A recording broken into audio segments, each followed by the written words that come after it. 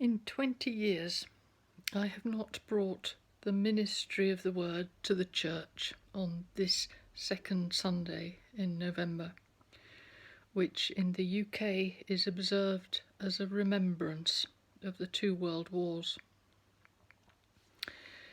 It was the one Sunday when I withdrew from my pastoral responsibilities as a minister and chose not to stand with my people in an occasion that mattered to them deeply, when they opened tender memories and allowed sadness and the grief of loss and dying to be expressed. I think of Jan, a member of one of my congregations, a woman of unshakable Christian conviction, for whom Remembrance Day was so important. She was born in poverty and in childhood went on to live in the workhouse. But she remained full of hope and married as a young woman. By hard work and thrifty living, she might at this point have been able to climb out of poverty. But her new husband was sent to serve in the war and returned to her in short order, physically and mentally broken. Apart from that one snatch of time they had together before he went, her whole adult life until he died was spent as a full-time carer for him, eking out a living on his small army pension. And Jan's husband was not a genius or a saint.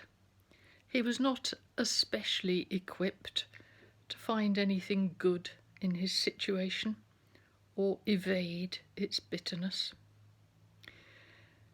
And then when he died, the time had gone, and she was eking out a living on a small state old age pension.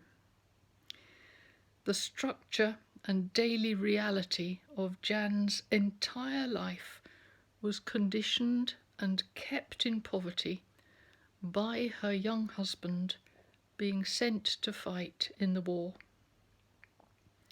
And Remembrance Day, when she honoured the service for their country of her husband, was so important to her.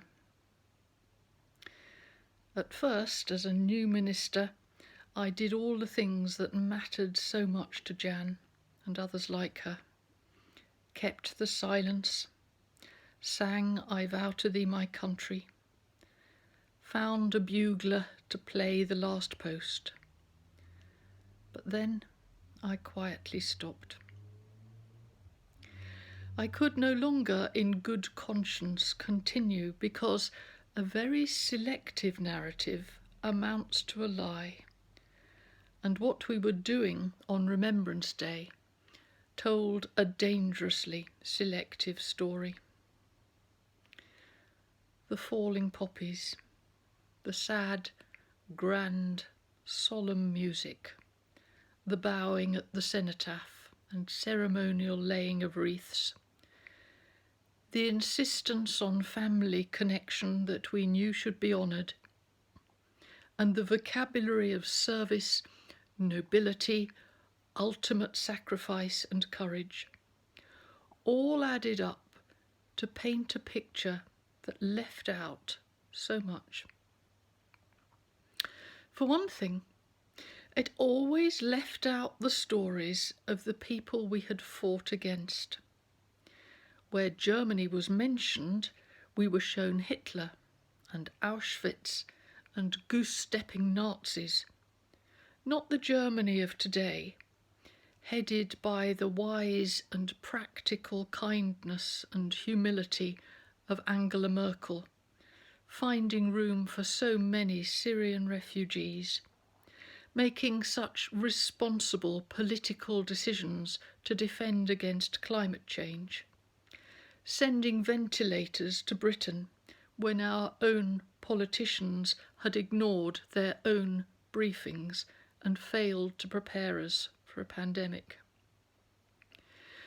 But it's not as if Germany magically changed. We are just the same. In England today, we are watching the rise of Nazism, edging ever more boldly into plain view, and employing the same political tools to make fascism attractive. The boot's on the other foot now. My mother was a girl in the Second World War, and her father and her brother did not go to fight as soldiers because they were farmers, and farming was a reserved occupation.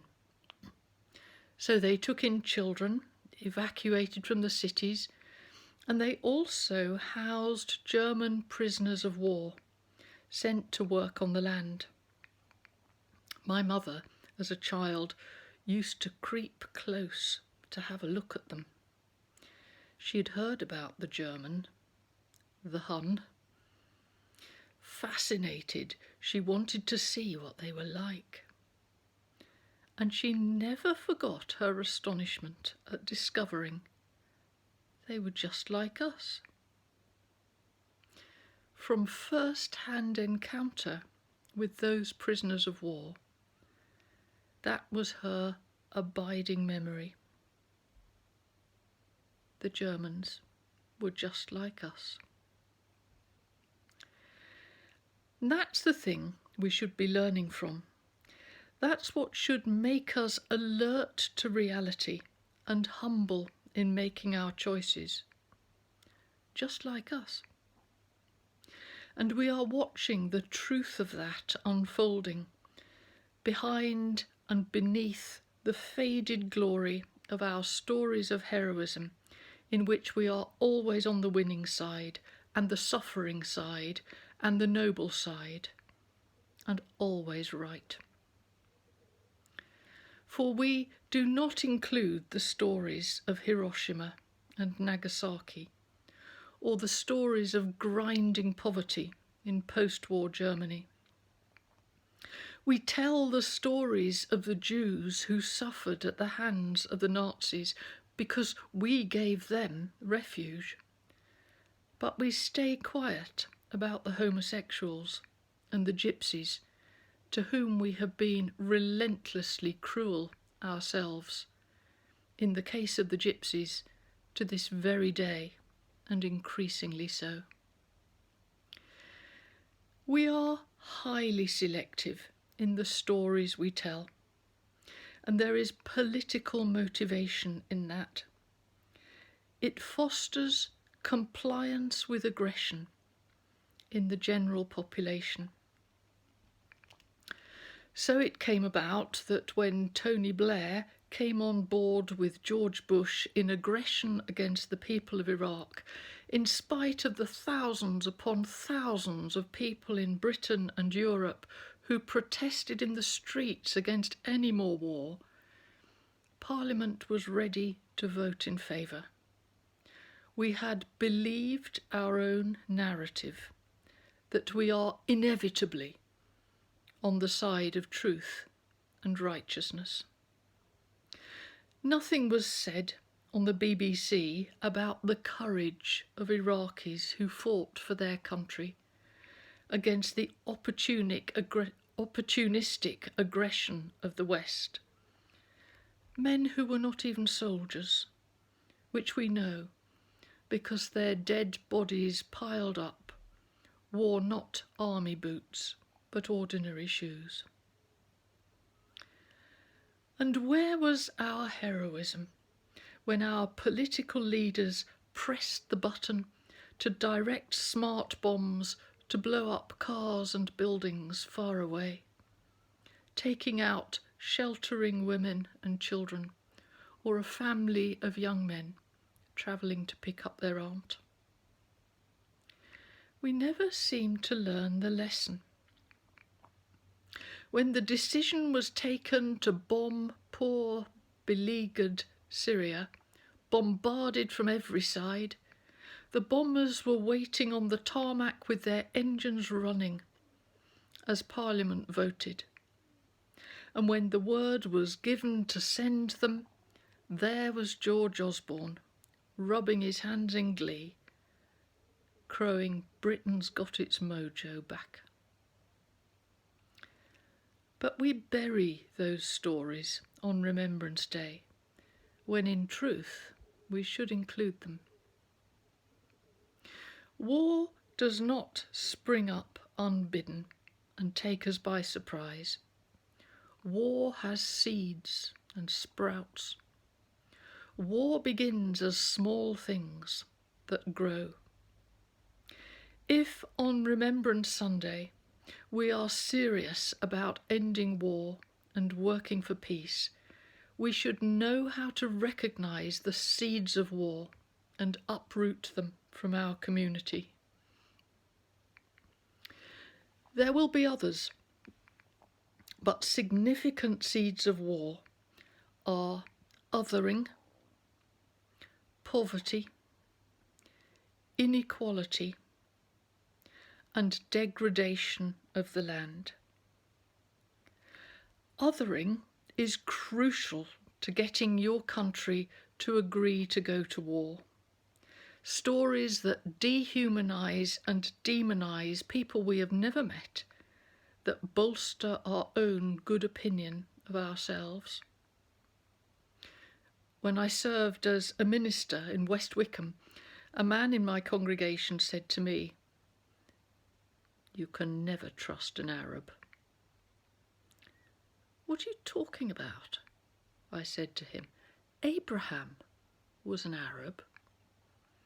But he clung stubbornly to his position. Prejudice, persecution, and ultimately war all rely heavily on othering. It is the primary seed of war. The almost universal mistake of comparing the inside of me and those like me with our feelings and our stories and our reasons with the outside of them and those like them with their behaviours and their actions and their appearance. The seeds of peace are found in learning the stories of others, seeing their feelings and their reasons, the inside of them, and looking at our own behaviours and actions and appearance, the outside of us, through the lens of their character, of their culture, trying to understand. Poverty is a seed of war. So many soldiers are recruited from families with no money and no hope. In poverty, people become desperate and willing to believe the whispers of "they're stealing our jobs, they're claiming our benefits." People are willing to believe in scarcity when they're poor. Permanently occupied with survival, they lack the time and the means to obtain enough distance to see and analyse the political engineering and manipulation of their situation. Inequality is likewise a seed of war, and it is politically exploited as leverage. People have no motivation to fight and hurt and kill each other when they are helped and included, when they are housed and fed and educated, when there is a health service. The attitude of the UK Home Office towards desperate refugees trying to reach safety here sows lavishly the seeds of war. That we should be content to stay safe and warm in our homes while refugees from torture and war try to live under tarpaulins in the wastelands or shelter under bridges in the cities in midwinter. This is a seed of war. We have bombed their homeland. What did we expect? We too are refugees if a foreign power bombs our homeland. An often neglected seed of war is degradation of the land. The unrest in Syria grew from the seed of climate change. People who had to move from their ancestral farmlands into the city because the desert was spreading. If we are serious about peace and about sowing the seeds of peace, we will work with all we have for regenerative farming practice. If we regenerate the land, and with patience, permaculture, protection of our forests, and correctly managed herding, that is surprisingly easy to do, then we shall sow peace throughout the world. So long as they have the land, somewhere to settle, rivers that flow, trees and livestock and fertile grasslands, people don't need war. So on this Remembrance Sunday, I beg you to be one of those who sows the seeds of peace. Make friends with those who are other than you. Find out what it means to live with their disability or their gender identification or their cultural heritage or their income level or their sexual orientation. Make friends with them and listen to their stories. Be alert to othering and refuse it, because it is a seed of war. Fight against poverty in your community. Vote for the politicians who will lift up the poor. Speak up for universal basic income. Donate to the food bank and the refugee programs. Do what you can with what you have to help those who have nothing. And vote to include and strengthen and rescue them. Poverty is a seed of war, and relieving it sows the seeds of peace. Stand up for equality, for inclusion. Equality is a seed of peace. It brings well-being and contentment. Inequality creates bitterness and jealousy, fosters a sense of scarcity, creates social divisions and enmity. Inequality is a seed of war. Stand up for equality. And with all you have, work in favour of the regeneration of the land. Educate yourself about it. Use the purchasing power of your purse as a vote for it. Vote for the politicians who will tackle climate change. The seeds of peace lie in the regeneration of the land. Grow a garden, plant trees, live sustainably. This is an indispensable component of working for peace. So, on Remembrance Sunday, let me assure you, it is not that I have forgotten or do not care. Deep in my heart, I carry the pictures of men suffering from shell shock in the trenches, of soldiers in Vietnam, of the smoking chimneys of Auschwitz. I see terrified children grabbed by Israeli soldiers, buried under rubble in Syria. fleeing naked with their skin in shreds in Hiroshima. Believe me, I do not forget. It is deep in my heart. So I say to you, because I remember, brothers and sisters, let us sow the seeds of peace and root out the seeds of war, starting with our own homes, our own lives, our own consumer choices, and our own votes.